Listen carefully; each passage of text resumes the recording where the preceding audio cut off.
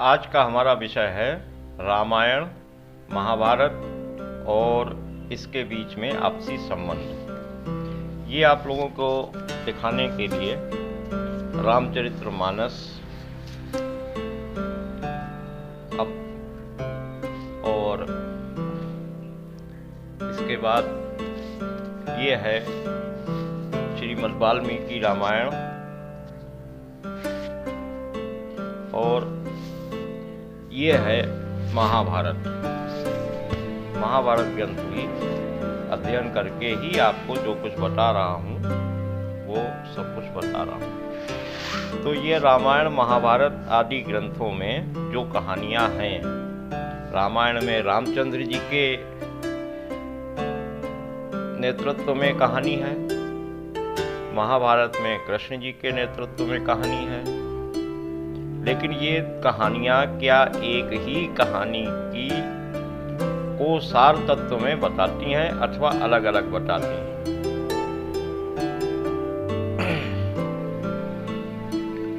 रामायण की एक कहानी है। अच्छा, आपको इससे पहले यह बता दूं कि मेरा मानना इस विषय में क्या है। आप लोग जो मानते हैं वो तो मानते ही होंगे, उसमें कोई हस्तक्षेप करने का मुझे अधिकार भी नहीं है। लेकिन मेरा मानना क्या है? मैं यह मानता हूँ कि रामायण और महाभारत दोनों एक ही विषय की कहानी है, एक ही वातावरण की कहानी है,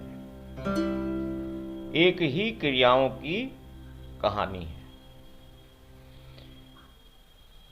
महाभारत के रूप में बताया गया है, फिर रामायण के रूप में बताया गया है, लेकिन बताई एक ही बात गई है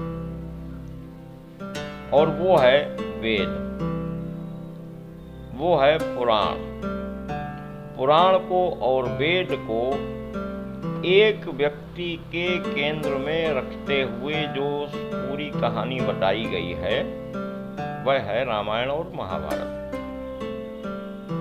वस्तुतः यह वेद ही है, पुराण ही है। 18 पुराणों में एक ही बात है, वेद को ही समझाया गया है।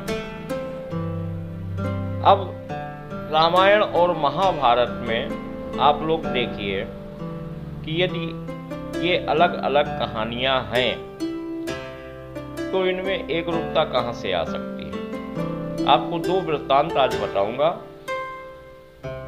दोनों ही वृत्तांत रामायण और महाभारत में उपलब्ध है। रामायण में एक कथा आती है, जब रामचंद्र जी को वनवास हो गया, हनुमान जी से उनकी मुलाकात हुई तो हनुमान जी ने उनको सुग्रीव जी से मिलवाया और सुग्रीव से राम जी की मित्रता हो गई। जब रामचंद्र जी और सुग्रीव की मित्रता हो गई तो राम जी ने सुग्रीव का हित करने के लिए, सुग्रीव की सहायता करने के लिए वाली को मारने का प्रण कर लिया और कथानक के अनुसार वाली को मार दिया। वाली किसका पुत्र था और सुग्रीव किसका पुत्र था? वाली इंद्र का पुत्र था और सुग्रीव सूर्य का पुत्र था।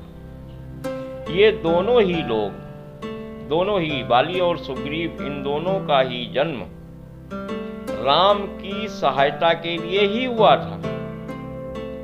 जब देवताओं ने विष्णु की प्रार्थना की कि आप राक्षसों का वध कीजिए, तो विष्णु ने उनका अनुरोध स्वीकार करते हुए कहा कि आप सभी देवता अपने अपने अंशों से, जब मैं रावण से युद्ध करूंगा उस समय मेरी सहायता के लिए उपलब्ध रहें और इसके लिए आप लोग वानर रूप धारण करके अभी से पहुंचे।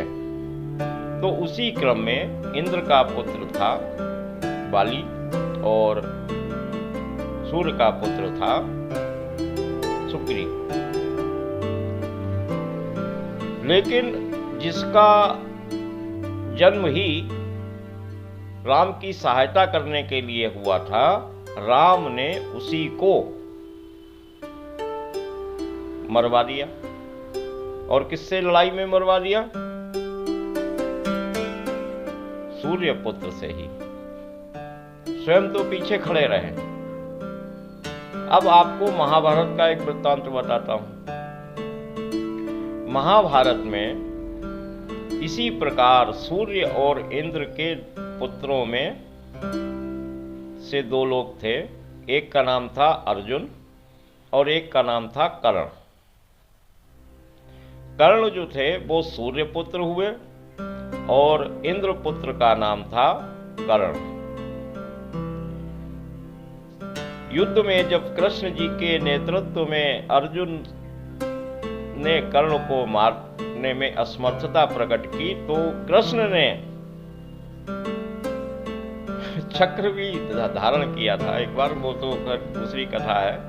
लेकिन अर्जुन से ही कर्ण को मरवा दिया। उस समय अर्जुन जो थे वो इंद्रपुत्र थे और कर्ण जो थे वो सूर्यपुत्र थे।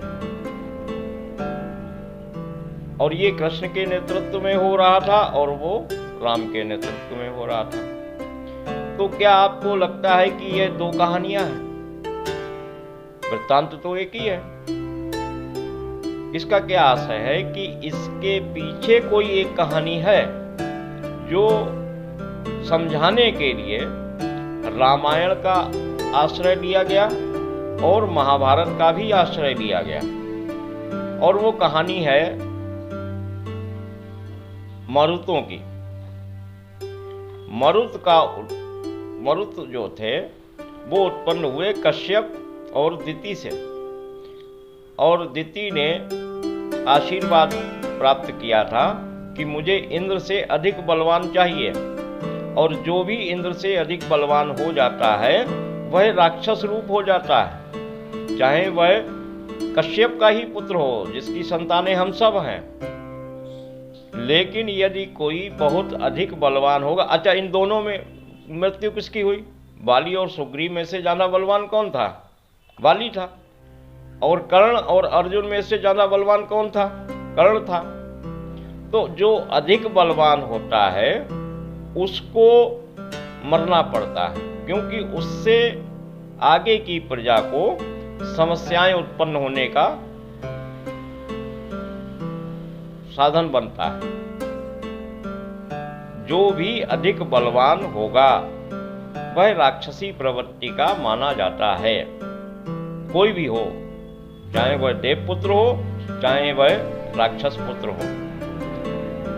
इसीलिए रामायण में बाली को समाप्त किया गया और महाभारत में इन्हीं के द्वारा ये विशेष रूप से रेखांकित करने योग्य कथा के अंतर्गत कि सूर्य और इंद्र एक ही मां के दोनों पुत्र हैं, अर्जुन और कर्ण। और इधर सूर्यपुत्र और वो भी है। तो एक ही वृत्तांत को विशेष रूप से रेखांकित करने के लिए समरूपता रखी गई। लेकिन फिर भी सामान्य लोग शायद इन वृत्तांतों को समझ नहीं पाते हैं और रामायण को अलग और महाभारत को अलग समझते हैं। इसी प्रकार का एक वृत्तांत दोनों कथाओं में और है कि आप देखिए, कृष्ण के साथ 5 लोग थे पांडव के रूप में, और कृष्ण उनका नेतृत्व कर रहे थे। तो वो 5 पांडव कौन थे? एक युधिष्ठिर थे, युधिष्ठिर यम पुत्र, यम यानी कि आकाश पुत्र, यानी कि ब्रह्मा पुत्र। दूसरे थे भीम यानी कि वायु पुत्र।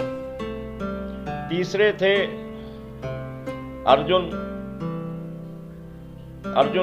इंद्रपुत्र। चौथे और पांचवें नकुल और सहदेव, ये दोनों अश्विनी कुमारों के पुत्र थे। उधर रामायण में क्या था? जामवंत ब्रह्मा के पुत्र यानी कि यम के पुत्र।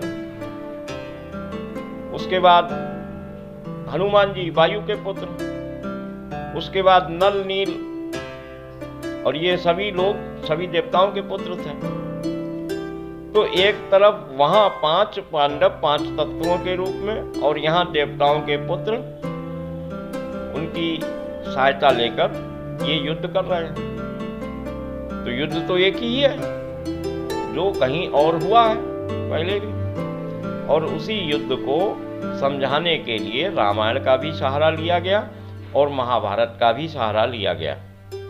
यानी कि ये दोनों ग्रंथ रामायण और इसी तरह के और भी कई वृत्तांत हैं जो मेरी दृष्टि में आए।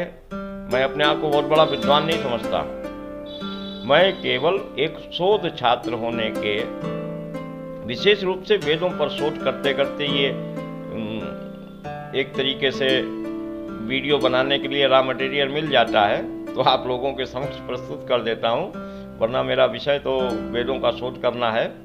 और ये सब मरुत की कहानी आपको सुना रहा था उस समय कि दिति और कश्यप के पुत्र को पुत्र रूप में इंद्र से बलवान पुत्र का वरदान मिला।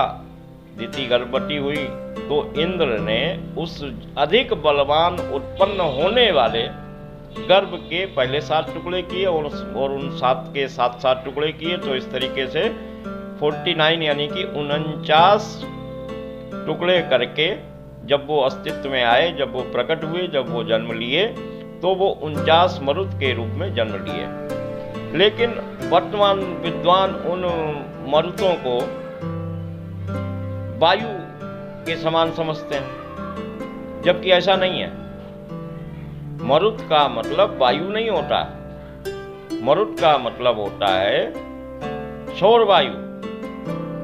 सूर्य द्वारा जो अल्ट्रावायलेट किरणें निकलती हैं वो मरुत हैं, और इसीलिए इंद्र उनको रोकते हैं। हमारे वायुमंडल की सबसे ऊपरी परत जो होती है वो हाइड्रोजन की होती है, वो इंद्र है, तो वो उसको प्रत्यावर्तित कर देते हैं। यदि वो बहुत बलवान होते, 49 अलग अलग ऊर्जाएं अलग अलग स्तरों में बटकर जब आती हैं तो उनसे लड़ना आसान हो जाता है। लेकिन यदि यही ऊर्जा एक रूप में आती तो क्या उसको रोक पाते? इंद्र नहीं रोक पाते, और वो पृथ्वी पर आ जाती तो वही हाल होता जो रामचरितमानस में तुलसीदास जी ने लिखा है। हरि प्रेरित तेई अफसर चले मरुत 49, अट्टहास करि गर्जा कपि लगी बाढ़ आकाश। तो जब हरि प्रेरित 49 मरुत चलते हैं तो हनुमान जी अट्टहास करके मतलब हंसकर ऊपर चले जाते हैं। लेकिन यदि वो नीचे आ गए मरुत, और लंका जो है वो उन मरुतों ने ही जलाई थी, एक निमिष में लंका के जलने का वर्णन तुलसीदास जी ने किया है, और एक निमिष में लंका को जलाना मरुतों के लिए ही संभव है। मरुत जो है अल्ट्रावायलेट्स हैं जो किसी भी चीज के अंदर तक प्रवेश करके दूसरी तरफ से निकल जाती हैं, इतनी बलवान होती हैं और लोगों को पता भी नहीं लगता, लेकिन वो हानि पहुंचा जाती हैं। अल्ट्रावायलेट किरणों के ज्यादा संपर्क में रहने से ही कैंसर का रोग होता है। तो इस तरीके की बात आज, हालांकि मरुत आज का विषय नहीं था, मेरा विषय आज का तो केवल इतना था कि रामायण और महाभारत एक ही ग्रंथ है, केवल समझने का अंतर है। और अगली वीडियो शायद रामचरितमानस के ऊपर मैं बनाऊंगा, एक पहले बना चुका हूँ, ढोल गवार शूद्र पशुनारी। इसको कोई समझ नहीं पाया कि ये इसका मतलब क्या है। ढोल गवार शूद्र पशुनारी ये सब ताड़न के अधिकारी। चलो ठीक है, आपको यदि हमारी वीडियो पसंद आती है तो सब्सक्राइब कर लीजिए ताकि हमारी अगली वीडियो आपको मिलती रहे। बाकी जो है सो तो है ही और वैसा ही रहेगा। जय हिंद, जय भारत।